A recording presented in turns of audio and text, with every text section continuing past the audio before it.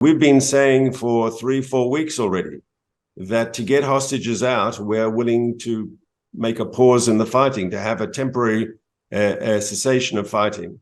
And Hamas was not ready. And only now have they agreed. And the reason is, I believe, clear. We've been hitting them hard. We've been destroying their military structure. We've been taking out their senior commanders. We've been slowly but surely taking apart their military machine. And as a result, they're under amazing pressure. As a result, they're desperate. As a result, they've finally agreed to the release of our hostages. The hostages that are going to emerge, can you tell us what sort of hostages they'll be, how you classify them, what age they'll be, and when this will start to happen in your view? So it should start to happen tomorrow. The government approved the decision last night, approved the framework for their release. And now today, the Supreme Court in Israel will hear petitions. It's not clear if there will be, but our procedure is that because the deal involves the release of prisoners in Israeli jails who are responsible for acts of terrorism, the victims of their attacks have the right to petition the Supreme Court if they choose to do so, to prevent the release. Now, in the past, the Supreme Court has not ruled against the government in these sort of cases, but the constitutional process demands that we give 24 hours to the Supreme Court to hear any petitions. How do you feel, Mark Regev, about a terror organization compelling you to release terrorists back to them? Unfortunately, it's not the first time, yes, but the priority here is to get our people out. And this deal will facilitate the release of 50 people, women and children, who were kidnapped by Hamas, including babies and infants, and getting them home is a priority. But if the tone of your question is, we have no illusions about Hamas whatsoever. And after this pause to get our people out, the fighting against Hamas will resume. And we will continue our campaign until Hamas is destroyed. Is there no chance that part of the deal says that an additional 10 hostages come home, an additional day of pause? There's quite a few hostages left, therefore. Is there a chance this could lead to a longer pause, which could provide some sort of framework for the fighting to cease, in your view?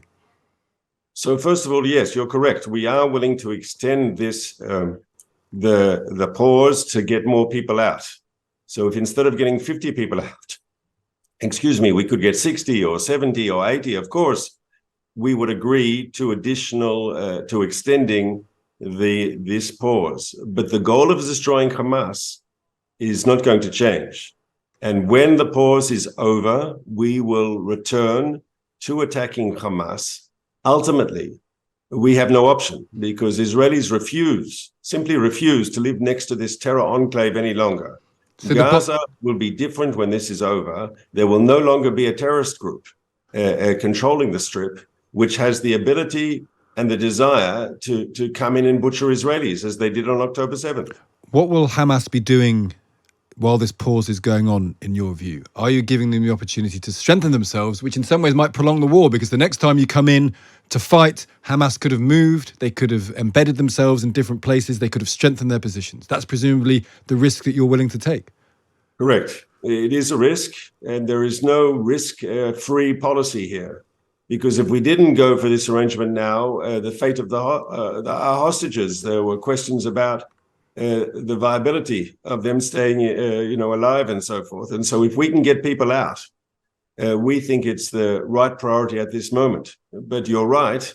We have, once again, no illusions about Hamas. They will use this as a timeout. What is interesting, I think, is that we've been saying for 3-4 weeks already that to get hostages out, we're willing to make a pause in the fighting, to have a temporary cessation of fighting.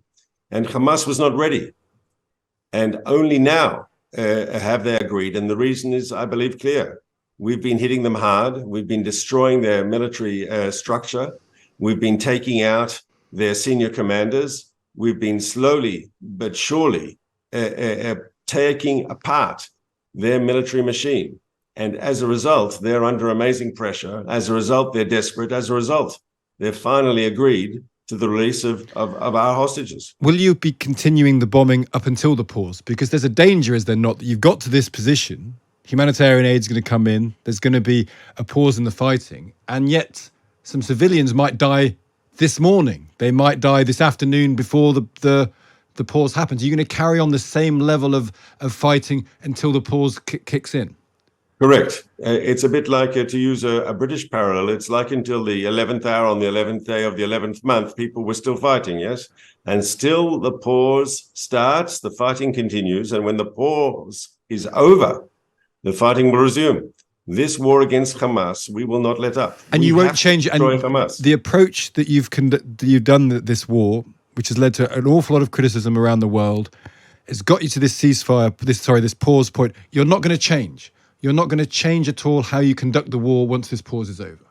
No, we can always change tactics. We're always learning lessons. But the strategic goal of the campaign, which is to end Hamas's rule over Gaza, that cannot change. Because if Hamas stays in control of the Gaza Strip, then you will have another October 7th. So is that hope, though, that you might change? So publicly. But just on that tactical, on that, I understand, but on that tactical point, that people will be interested in that, because are you suggesting there might be a change in approach, that there might be a change in how you, for example, use bombs to target these Hamas figures? Is there a way that you might change how you're conducting the war, which has led to so much destruction and civilian death in Gaza? Is there any chance of that?